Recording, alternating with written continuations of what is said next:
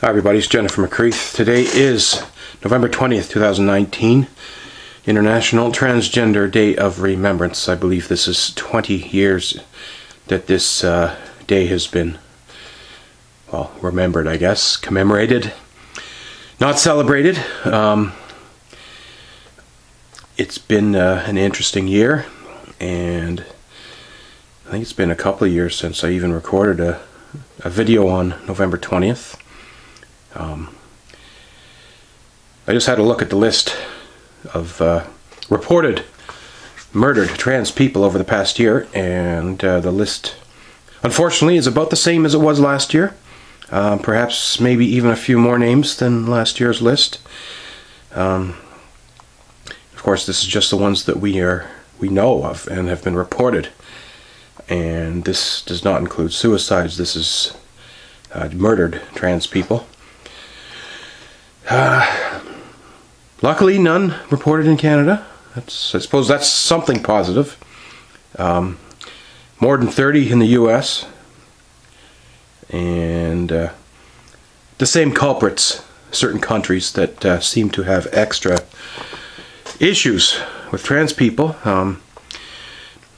Brazil obviously continues to be a problematic area.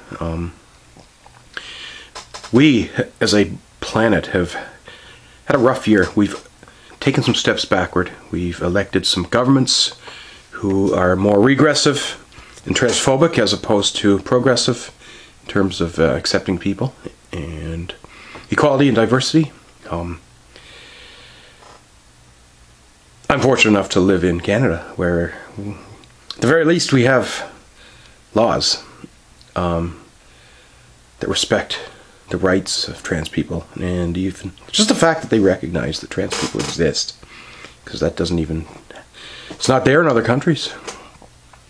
I will take note, here at home in Newfoundland, we saw our first TERF publicly, I don't know what you call it, a demonstration or a protest or whatever, but Prime Minister Justin Trudeau was in town last month during the election campaign to make some sort of an announcement, and he was interrupted by a TERF who had a very anti-trans question for him. And it's scary to see the evolution and growth of this TERF movement, who claims to be part of the feminine movement. At the same time, I can't help but notice some of the serious problems and perhaps abuses that we are seeing by either trans people or people pretending to be trans right here in Canada, filing frivolous and vexatious reports and human rights complaints suggesting that they have been discriminated against for being trans, when in fact that appears not to be the case. And we as a trans community need to start calling these people out, because you're basically giving these TERFs and these other right-winged, whether it's politically right-wing ideologists or religious ideologists, anybody who's trying to discredit the trans people should be able to live a safe and happy life. When we see things like this, things like Jessica Yaniv, there's the main culprit right there.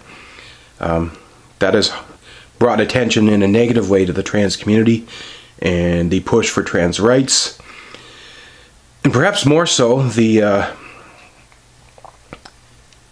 concept of self-identification and perhaps non-binary.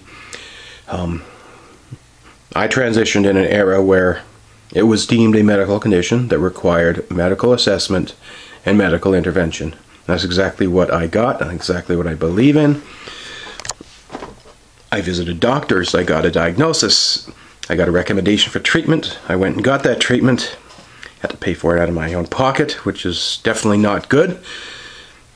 These people that just want to claim they're trans when they have no credibility, that's a problem. And we need to pay extra close, careful attention to the negative stories and the opinions. These people who claim to be trans yet do not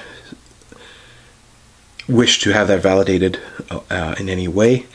especially these non-ops, non-hormonal individuals who want to go into so-called women's spaces and stir up trouble.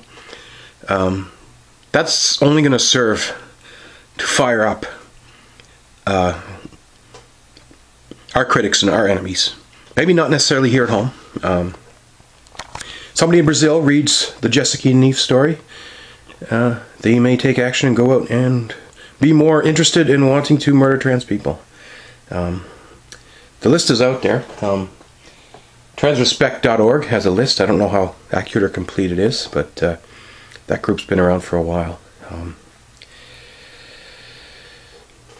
So let's take time to remember our fallen. I'm not raising a flag, I'm not celebrating, and to anybody that wants to celebrate this day, it's I don't think that's appropriate. We all must do better. And let's hope, for crying out loud, that the year ahead we see changes for the better instead of for the worst. Thanks for watching. I'm Jennifer McCreath.